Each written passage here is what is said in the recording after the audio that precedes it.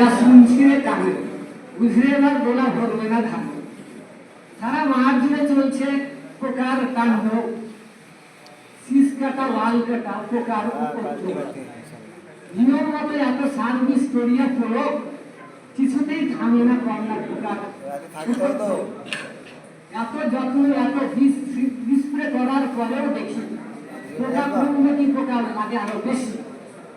আর উপর কিছু ধান বলছে জলের কানে, তাই বলছি এবার গোলা বুঝি ভরবে না রে ধানে। যতদিন যায় শুকিয়ে যায় ধানের শীষ পাতা, ধান দেখে তাই খালি হয়ে যায় কপাল মাথা।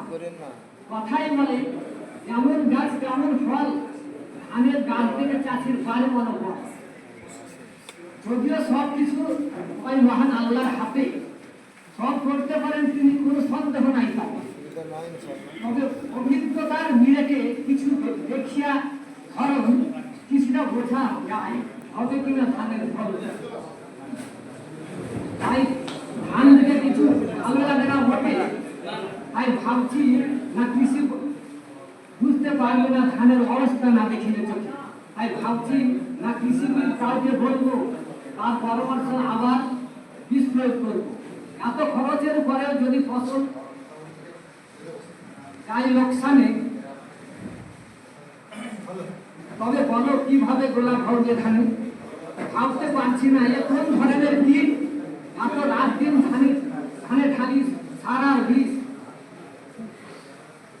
আটরা মাটরা বিরক্তন কিছু নাহি মানে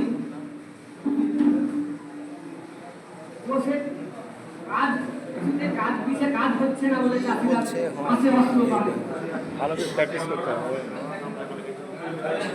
কাছে থাকতে যদি আলোচনা ধান গাছ, তবে হয়ে যায় শুকনো গাছ।